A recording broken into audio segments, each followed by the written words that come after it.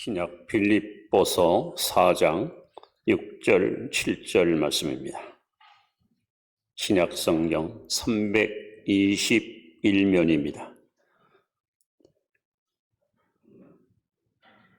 빌립보서 4장 6절 7절 말씀 우리 한 목소리로 합독하겠습니다.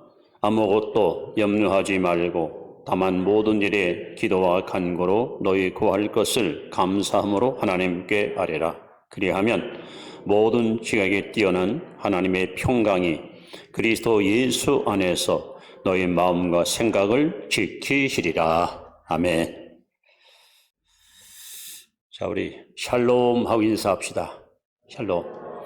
주 안에서 늘 믿음으로 승리하시 바랍니다.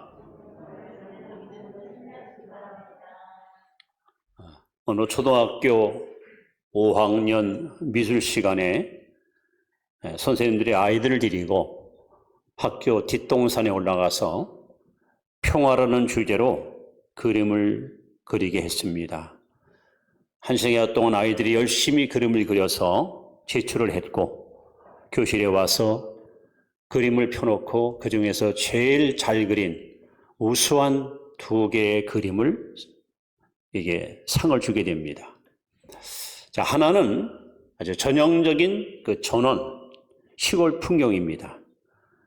산이 있고 들이 있고 내가 있고 송아지가 풀을 뜯고 정말 너무 한적하고 평화로운 마을, 살고 싶은 그런 멋진 풍경을 그렸습니다.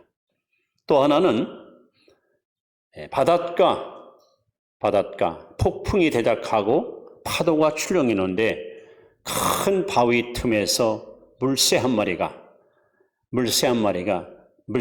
새끼가 어미 품에서 새록새록 잠을 자고 있는 그런 그림이었습니다. 이 2 그림 가운데 성도들의 삶은 어디에 해당될까요?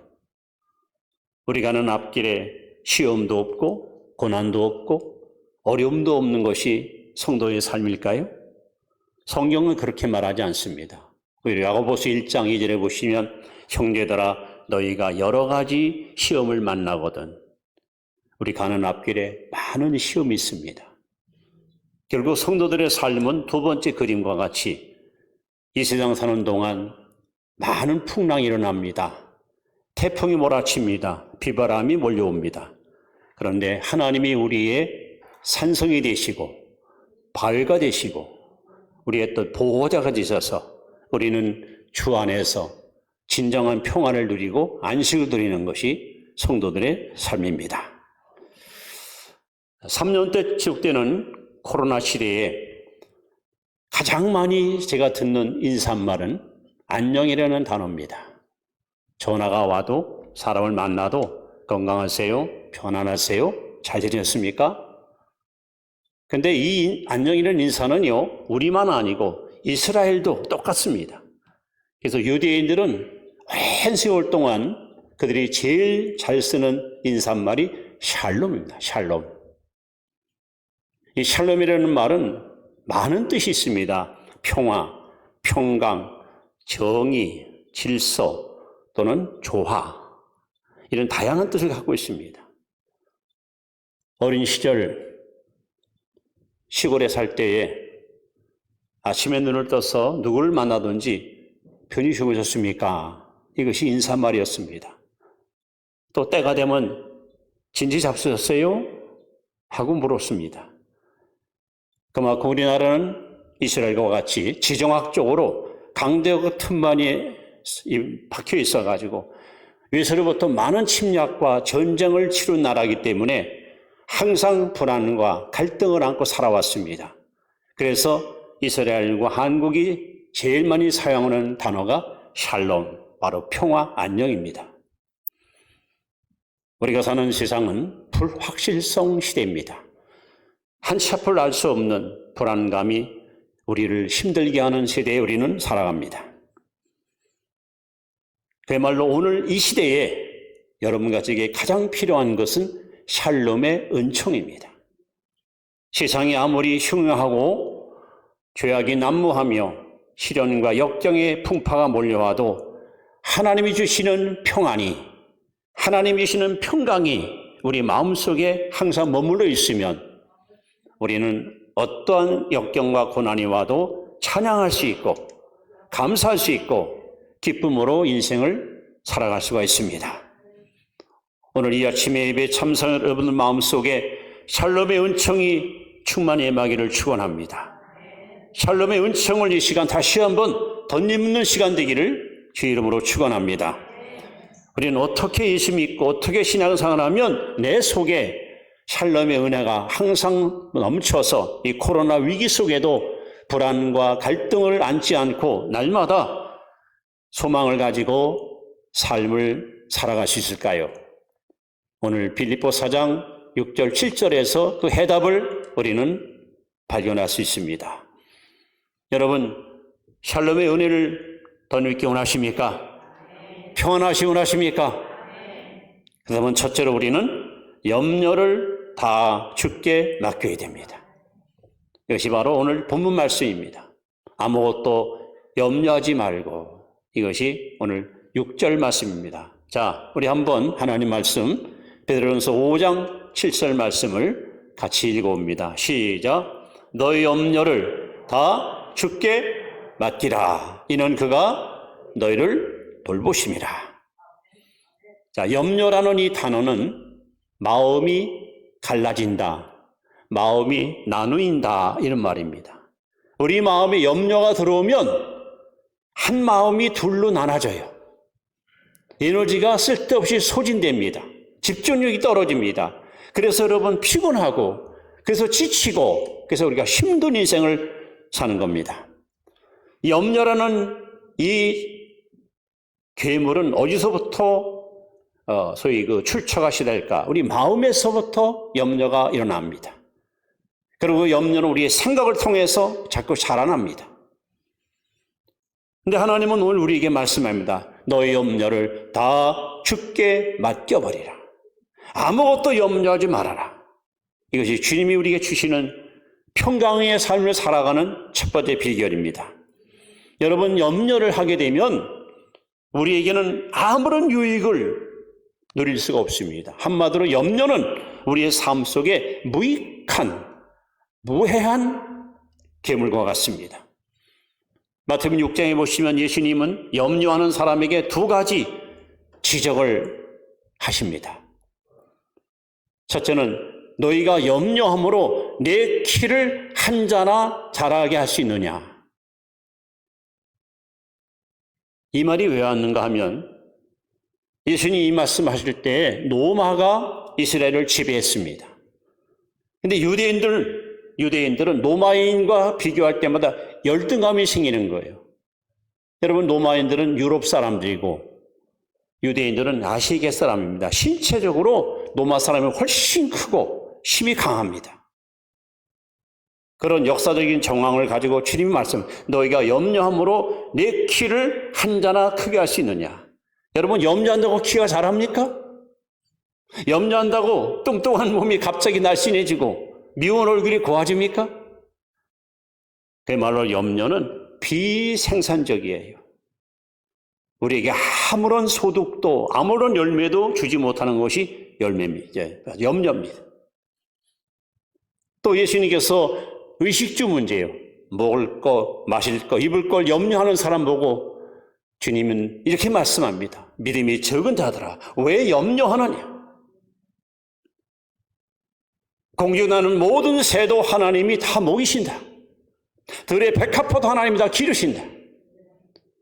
새도 하나님이 먹이고 풀도 하나님이 다 키우는데 하물며 구원받은 너희일까 보냐. 믿음이 적은 자들아, 염려하지 말라. 먼저 그 나라와 그 일을 구하라. 그러면 이 모든 것을 너에게 더하시리라. 여러분, 염려하는 것은 다시 말하면 하나님을 믿지 못하는 거예요. 불신앙이 우리 속에 있게 될 때 우리는 염려하고 사는 겁니다. 하나님은 살아계시고 나와 함께 하시고 나를 인도하신다는 걸 여러분 믿는다면 여러분 염려하지 마십시오. 그리고 그 염려를 주께 다 맡겨 버리십시오. 초대 기독교 신자들에게는 이상한 별명이 하나 따라다녔습니다. 그 이름 앞에 티테이오스 한번 따라합시다. 티테이오스. 한 번 더요. 티테이오스. 그래서 티테이오스 하고 다음에 이름을 붙여요. 티테이오스 베드로, 티테이오스 바울. 이 말은 염려하지 않는 사람 베드로, 염려하지 않는 사람 바울, 이런 뜻입니다. 여러분들 이름 앞에다가 티테이오스는 이름을 붙여가지고 여러분 한번 입으로 시인해 보세요. 티테이오스 이준호, 염려하지 않는 사람 이준호. 이게 초대교회 신자들의 신앙이었습니다. 여러분 사도행전 12장에 보시면 베드로가 체포를 당해서 16명의 봉사들이 2시간씩 4명씩 그를 철저하게 지킵니다. 그리고 감옥에 있는 베드로의 이 발과 병사 발을 쇠사슬로 묶어놨습니다. 100% 탈출이 불가능합니다. 몇 시간 있으면 베드로는 형장의 이슬로 사라집니다. 죽음이 눈앞에 점점 다가오고 있습니다. 그런데 여러분 사도행전 12장 6절에 보시면 두 쇠사슬에 매어 누워 자는데 세상에 베드로가요 감옥에서 몇 시간 있으면 죽는데 아주 고운하게 아주 편안하게 잠을 자고 있어요. 여러분 베드로가 이런 사람 아니거든요.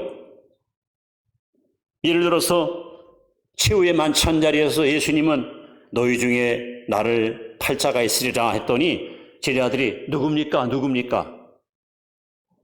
너희들이 오늘 나 버릴 것이다 했더니 베드로가 무슨 소리입니까? 다 주를 버릴지라도 나는 주와 함께 감옥에도 죽는데도 가셔야겠습니다. 호언장담했습니다. 아주 자신만만했습니다. 큰 소리 쳤습니다. 근데 불과 몇 시간 만에 계집아이 앞에서 나 예수 몰라. 저자는 저주받아 마땅히 하고 주님을 부인하고 저주하고 도망갔습니다. 베드로가 이렇게 다혈질의 대명사로서 아침 믿음 다르고 점심 믿음 다르고 아침 저녁 신앙이 달라요. 이런 사람이 죽음을 앞에 놓고 감옥에서 잠을 자요. 그것도 편안히 자요. 어떻게 그것이 가능합니까? 베드로는 이미 성숙한 신자가 되었고 죽음조차 하나님께 모든 걸 맡기고, 그러니까 사도 베드로는 베드로서 5장 7절에 자신의 경험을 통해서 우리에게 외치는 거예요. 너의 염려를 다 주께 맡겨버리라 하는 거예요. 성도 여러분, 평강의 삶을 살기 원하신다면, 샬롬의 은총을 덧입기 원하신다면 여러분이 가지고 있는 염려 하나님께 다 여러분 던져버리세요. 하나님께 다 여러분 내놓으십시오. 여러분이 지고 있는 그 염려의 짐이 뭡니까? 이 시간 십자가 앞에 다 여러분 벗어놓으십시오. 이것이 우리가 샬롬의 은혜를 받는 첫 번째 축복의 비결입니다. 자, 두 번째, 우리가 샬롬의 은총을 입으려면은 여러분 내 평생에 기도해야 됩니다. 평생에 기도해야 됩니다. 오늘만이 아니고 평생 기도해야 됩니다. 자, 시편 116편 1절로 2절 말씀을 함께 읽습니다. 시작. 여호와께서 내 음성과 내 간구를 들으심으로 내가 그를 사랑한도다. 그 다음에 그의 귀를 내게 기울이셨으므로 내가 평생에 뭐하리다? 기도하리로다. 평생에 기도해야 돼. 여러분, 염려하고 기도하고 무슨 연관이 있을까요? 우리가 이 기도가 뭔가, 기도의 정의를 다시 한번 정확히 우리가 인식할 필요가 있습니다. 여러분, 기도가 뭡니까? 보통 기도하면 하나님과의 대화, 하나님께 뭘 아랜다, 구한다, 이렇게 이해합니다. 그러나 정확한 기도의 정의는 하나님만 바라보는 거예요. 하나님께 집중하는 거예요. 여러분이 염려하면 뭘 바라봅니까? 돈 걱정하는 사람은 뭘 바라봐요? 자식 걱정하는 사람은 뭘 바라봅니까? 건강 걱정하는 사람은 뭘 바라봅니까? 염려의 대상을 바라볼 수밖에 없는 거예요. 근데 그 염려의 대상을 자꾸만 바라보다 보면 그것이 눈덩이처럼 점점 커가요. 반면에 나는 초라해 보이고 약해 보이고 미약한 존재같이 여겨집니다. 그래서 여러분, 왜 기도가 필요하냐? 기도는 하나님을 바라보는 거예요. 기도는 하나님을 집중하는 겁니다. 이스라엘 백성이 애굽을 해방받은 지 꼭 2년 되던 해에 가데스 바에나라는 광야에서 12정탐꾼을 40일 동안 가나안으로 탐지하여서 보냈습니다. 200만 백성들은 학소고대하며 그들이 무사히 귀환하기를 기대했고 정탐꾼들은 임무를 수행하고 백성이 기다리는 곳으로 찾아와서 이제 보고를 하는 거예요. 근데 처음엔 보고 내용이 같았습니다. 근데 갑자기 12명 가운데 10사람이 부정적인 말을 합니다. 우리가 가본 가나안 땅에는 아낙 자손이 있고 그들은 기골이 장대하고 성읍은 견고하고 그들은 막강한 힘이 있으니 우리는 그들 앞에 메뚜기마도 못합니다. 이러한 부정적인 말 한마디를 듣고 백성들이 간담이 선을 하고 밤새도록 하나님과 모세에게 원망을 퍼붓습니다. 왜 우리를 이곳으로 인도해서 처자가 죽게 하는고? 그때 믿음의 사람 여호수아 갈렙이 백성 앞에 나서서 외칩니다. 여러분, 하나님을 거역하지 마십시오. 여러분, 하나님을 거역하지 마십시오. 저들의 보호자는 떠났습니다. 저들이 아무리 강한 군대와 막강한 힘을 갖고 있을지라도 하나님이 우리와 함께 하시니 저들은 우리의 밥이라, 우리가 능히 이기리라. 어떻게 이렇게 내용이 둘로 갈라졌습니까? 여호수아 갈렙은 문제를 바라본 게 아니에요. 여호수아 갈렙은 하나님만 바라봤습니다. 하나님께 집중했습니까? 하나님이 크신 하나님이야. 그러니까 상대방은 아무것도 아니야. 저건 우리 밥거리야, 밥. 근데 여호수아 갈렙을 빼는 열 정탐꾼은 하나님을 보지 않고 문제를 바라봤어요. 그러니까는 우리는 몇 대만 못합니다. 우리는 가봐야 죽습니다. 우리는 가봐야 패합니다. 여러분, 지금 여러분을 힘들게 하는 문제가 뭡니까? 여러분을 괴롭히는 염려가 뭡니까? 이제는 그 염려를 바라보지 마시고 하나님을 바라보세요. 그것도 오늘만 아니고 평생에 하나님께 무릎으로 기도로 사세요. 네? 여러분, 기도하다 보면요, 염려거리가 기도거리로 바뀌어요. 놀랍게 여러분, 내면의 변화를 우리는 경험할 수 있습니다. 그리고 특별히 오늘 본문에 오시면 기도와 간구, 이 간구라는 말은 지속적으로 쉼 없이 반복해서 하나님께 구하라는 거예요. 하나님은 저와 여러분들이 거래를 하는 그런 관계로 우리를 다루지 않습니다. 하나님은 저와 여러분들을 같이 있고 싶고 동행하고 싶고 하나 되고 싶고 연합하고 싶은 그런 심정으로 우리에게 간구를 요구하십니다. 여러분이 문제를 가지고 힘들어하고 염려하면서 잠을 이루지 못하는 불신앙적인 생각을 버리고 하나님께 집중하고 하나님을 바라보고 하나님께 기도할 때에 여러분, 하나님이 처음 기도할 때는 그냥 그런가 보다 했던 하나님이 기도하면 할수록 강하신 하나님, 능력의 하나님, 권세 있는 하나님, 불가능을 가능케 하는 하나님, 하나님이 점점 커지기 시작하면 여러분이 안고 있던 염려는 여러분 아침 안개처럼 사라질 것이고 우리는 마음의 평강을 마음부터 누리며 살아갈 수 있게 될 것입니다. 그래서 샬롬의 은총을 입으려면 여러분 염려를 바라보지 말고 기도로 하나님을 바라보십시오. 그래서 하나님이 크신 하나님으로 여러분이 보이기 시작하면 이때부터 여러분들은 승리의 삶을 멋지게 살아갈 수가 있는 것입니다. 세 번째, 우리가 샬롬의 은총을 입으려면 오늘 본문에 나옵니다. 모든 일에 감사라 하십니다. 모든 일에 감사라. 자, 시편 50편 23절 말씀을 같이 봅니다. 시작. 감사로 제사를 드리는 자가 나를 영화롭게 하나니 그 행위를 옳게 하는 자에게 내가 하나님의 구원을 보이리라.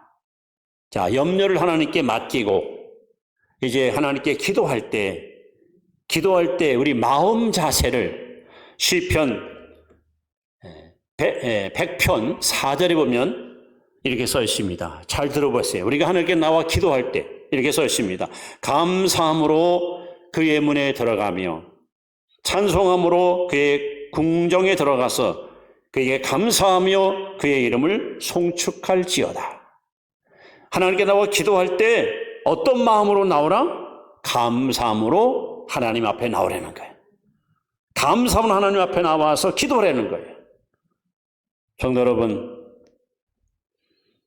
진짜 감사하는 사람은, 진짜 감사의 사람은 염려까지도 감사의 조건이 됩니다. 제가 하나님의 말씀을 여러분이 깨달을 수 있다면 여러분들은 굉장히 수준 높은 신자입니다. 여러분, 감사는 하나님의 뜻이에요. 감사 하나님의 명령입니다. 범사에 감사라, 하나님 명령이에요. 여러분이 감사의 삶을 살기 시작하면 기도문도 활짝 열리게 되고 하나님과 관계가 더 돈독해져서 우리는 마음속에는 여기 성경에 나온 대로 하나님의 평강이 우리 마음을 주장하는 것을 날마다 경험할 수가 있습니다. 어떤 글에 보니까 감사의 유익 10가지라는 글을 제가 보았습니다. 우리가 감사할 때 유익이 있어요. 10가지 유익이 있다는 거죠. 자, 어떤 유익이 있을까? 첫째는 불평과 불만이 치료된다. 여러분이 매일매일 감사의 삶을 살 때에 불평과 불만이 여러분 치료됩니다. 두 번째, 마음에 평화롭게 된다. 마음이 평화로워져요. 불평하는 사람 속에는 끊임없이 불만과 짜증이 찾아오지만 감사하게 되면은 마음속에 평화가 깃들기 시작합니다. 셋째, 감사할 때 세상을 보는 눈이 아름답게 된다. 여러분, 제가 말씀하지만 우리가 어떤 안경색을 보느냐, 검은 안경을 쓰고 밖에 나가면 모든 것이 어두워 보이고 밝은 안경을 쓰고 보면 밝아 보이는 것처럼 우리가 감사의 마음을 갖고 살면 세상이 아름답게 보여요. 여러분, 감사의 마음으로 가정에 가보세요. 가족 식구들이 아름답게 보입니다. 교회 오면 성도들이 아름답게 보입니다. 직장 가면 동료들이 아름답게 보입니다. 그러나 불평과 원망의 안경을 쓰고 바라보면 모든 것이 다 싫고 짜증나고 속상하고 마음에 안 드는 거예요. 네 번째, 감사할 때 어떤 유익인가? 이웃이 사랑스럽게 보인다는 거예요. 감사하면 이웃이 사랑스럽게 보입니다. 또 좋은 친구가 많이 생깁니다. 여러분, 입만 열면은 불평하는 사람 곁에 누가 오기 좋아합니까? 그러나 감사하는 사람에게는 좋은 친구들이 여러분 몰려오게 되어 있습니다. 또한 고독에서 벗어날 수 있다. 감사하는 사람은 고독하거나 외롭거나 그렇게 여러분 의미 없는 인생을 살지 않습니다. 여기서 벗어나서 우리는 긍정적인 인생을 살아갈 수 있습니다. 또 어려운 일이 쉽게 해결된다. 감사할 때 여러분 어려운 일, 틀어진 일, 꼬인 일들이 잘 풀립니다. 또 감사할 때 어려운 일을 해낼 힘이 생깁니다. 힘. 더 나아가 건강에 좋아진다. 건강. 여러분 건강하게 원하신다면 감사하고 사십시오.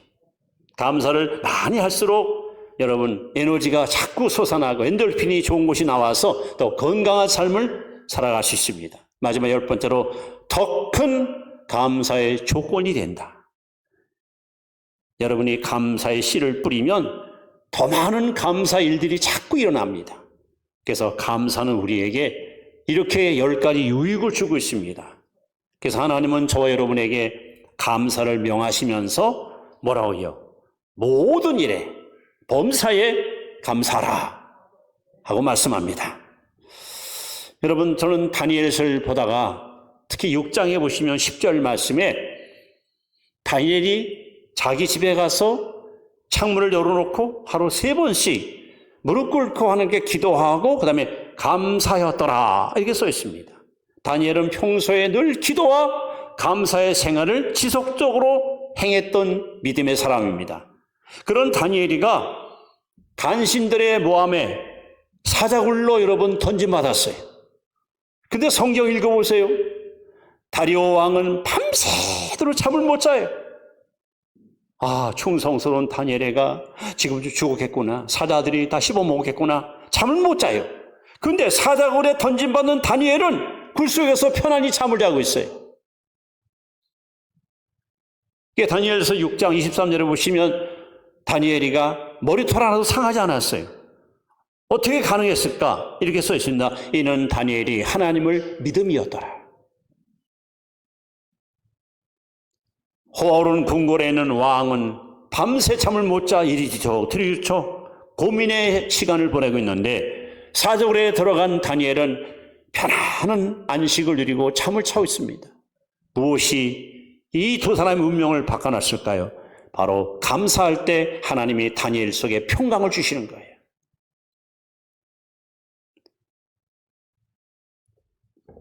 (1873년 11월) 프랑스 호화 여객선을 뉴욕에서 출항해 가지고 이제 유럽으로 운행하는 가운데 아마 그 런던 해협에서 안개가 너무 짙은 시간에 런던 어떤 화물선하고 이 여객선이 충돌해서 배에 타고 있던 대부분의 사람들이 익사하여 죽게 됩니다.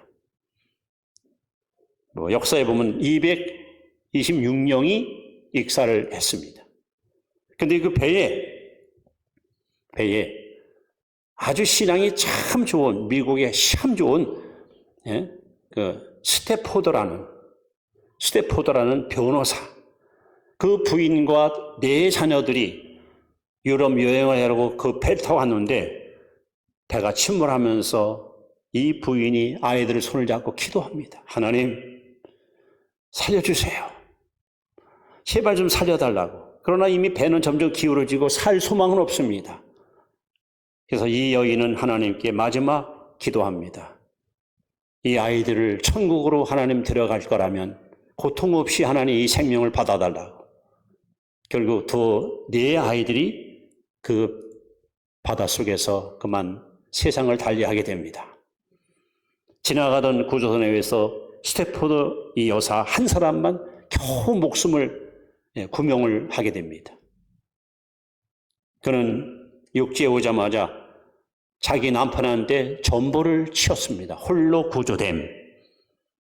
남편은 전보를 받고 프랑스 여객이 아닌 영국 여객선을 타고 사고 현장으로 급고 이제 달려옵니다. 선장이 바로 저기가 이번에 사고 난 지점입니다 할 때에 스태포드 변호사는 갑판에 올라와서 기도하는 가운데 성령의 감동을 받습니다. 그리고 그는 그 자리에서 펜을 들어 종이에다가 한 편의 시를 씁니다. 그 시가 찬송 413장입니다. 내 평생에 가는 길 순탄하여 늘 잔잔한 강 같던지 큰 풍파로 무섭고 어렵던지 나의 영혼은 늘 편하다. 내 영혼 평안해. 내 영혼 평안해. 자식이 넷이나 죽은 죽음의 바다에 와서 어떻게 이런 찬양을 할 수 있습니까? 하나님이 스태포드 변호사의 마음에 뭘 줬습니까? 샬롬. 하나님 평강을 부어주니까 슬퍼하고 탄식할 고통의 자리에서 오히려 하나님을 찬양하고 경배하는 멋진 신앙의 모습을 그는 보여주게 되었습니다. 세상은 점점 혼란스럽고 언제 끝날지 모르는 코로나 위기 속에서 환자는 자꾸 급증하고 여러분 몸에 이상 징후만 나타나면 혹시 나도 하고 불안해할 수밖에 없는 이 시점에 우리에게 가장 필요한 것은 샬롬의 은혜입니다. 오늘 성경은 분명히 말합니다. 아무것도 염려하지 말고 모든 일에 기도와 간구로 너희 구할 것을 감사함으로 하나님께 아뢰라. 그리하면 하나님의 평강이 샬롬의 하나님이 너희 마음과 생각을 지켜주리라. 하나님이 여러분의 마음과 생각을 지켜줘야 우리는 불안과 갈등과 두려움에서 벗어나서 매일매일 평강의 하나님을 찬양하는 삶을 살아갈 수가 있는 것입니다. 이제 말씀은 이렇게 마무리합니다. 요한복음 13장, 14장, 15장, 16장 이것을 다락방 후나 예수님이 십자가를 앞에 놓고 다락방에서 마지막 제자들한테 후나를 남긴 메시지가 바로 요한복음 13장부터 16장입니다. 여기서 주님은 제자들한테 이렇게 말씀합니다. 14장 1절, 너희는 마음에 근심하지 말고 하나님을 믿으니 또 나를 믿으라. 지금 불안에 떨고 있는 염려와 걱정에 휩싸인 제자들에게 주님 하시는 말씀, 마음에 근심하지 말라. 하나님과 나를 믿으라 말씀합니다. 그리고 요한복음 14장 27절에 이런 놀라운 약속을 제자들에게 하십니다. 평안을 너에게 주노니 곧 나의 평안을 너에게 주노라. 내가 주는 평안은 세상에 주는 것과 다르다. 불안에 떠는 제자들한테 주님은 평화를, 샬롬을 약속합니다. 그리고 주님은 이 말씀을 마지막 마무리하면서 16장 맨 마지막 33절에 이 말씀하신 이유를, 말씀의 결론을 이렇게 칩니다. 내가 이것을 내게 이름은 너희로 주 안에서 평화를 누리게 하려 함이라. 세상에서 내가 환난을 당하나 담대하라. 내가 세상을 이겨노라. 여러분, 십자가 앞에 주님은 죽음을 앞에 두고 제자들한테 평화를 약속했습니다. 내가 떠나도 두려워하지 말고 걱정하지 마라. 하나님이 너희들 마음속에 평강을 주실 것이고 이 샬롬의 은혜를 입게 되면 너희들은 불안한 세상 속에서 좌절하지 않고 능히 내 뜻을 이루는 승리의 주인공 될 것이라고 말씀합니다. 이제 오늘 우리는 한참을 알 수 없는 불안전 시대 속에 정말 하나님이 우리에게 주시고자 하는 이 샬롬의 은총을 우리가 반드시 마음에 담고 돌아가야 되는데, 이제 결론적으로 골로새 3장 16절에 우리가 할 일이 있어요. 여러분이 정말 하나님께 기도할 중요한 과제가 있습니다. 자, 골로새 3장 16절 말씀을 다시 한번 보겠습니다. 제가 읽어드리겠습니다. 그리스도의 평강이 너희의 마음을 주장하게 하라. 너희는 평강을 위하여 한 몸으로 부르심을 받았나니 너희는 또한 감사하는 자가 되라. 하나님이 우리를 하나님의 자녀로 부르신 이유를 우리는 평강을 위해서 불렀다는 거예요. 그러면서 하는 말씀이 그리스도의 평강이, 샬롬이 너희 마음을 주장하게 하라. 여러분, 아침에 눈을 뜨면 하나님께 기도하세요. 하나님, 오늘도 그리스도의 평강으로 제 마음을 주장하시옵소서. 오늘도 그리스도의 평강으로 우리 가족들의 마음을 지켜주옵소서. 오늘도 그리스도의 평강으로 이 성도들의 마음을, 우리 국민들의 마음을 지켜주옵소서. 그래서 여러분, 우리 하나님이 샬롬의 은총을 여러분에게 부어주시면, 우리 찬송가 있잖아요. 나온 옷에 있더니 늘 마음이 평하다. 그러면서 뭐라 했어요? 악한 죄 파도가 많으나 마음이 늘 평안해. 코로나 때문에, 전쟁 때문에 사람들은 힘들다고 두려워하고 겁을 먹고 어쩌면 좋을까 하고 불안해하지만, 하나님 주는 이 샬롬의 은혜를 잊게 되면 그 풍랑 속에서도, 역경 가운데서도 우리는 하나님을 찬양할 수 있고 하나님께 감사할 수 있습니다. 오늘 이 예배에 참여한 여러분, 이 말씀 듣는 모든 성도들이 이 샬롬의 은혜를 반드시 공급받아서 평생에 여러분 염려를 주님께 다 던져버리고 평생에 기도하시고 하나님 바라보시고, 그리고 모든 일에 감사하고 사실 때에 하나님의 평강이 오늘 저와 여러분의 마음을 꼭 지켜주심으로 말미암아 이 샬롬의 은혜 안에서 한 발짝도 벗어나지 않고 평생의 찬양의 삶, 감사의 삶, 승리의 삶을 살아가도록 여러분과 저를 하나님이 인도해 줄 줄로 믿습니다. 이 은혜가 넘치기를 축원합니다. 기도드립니다. 여호와 샬롬,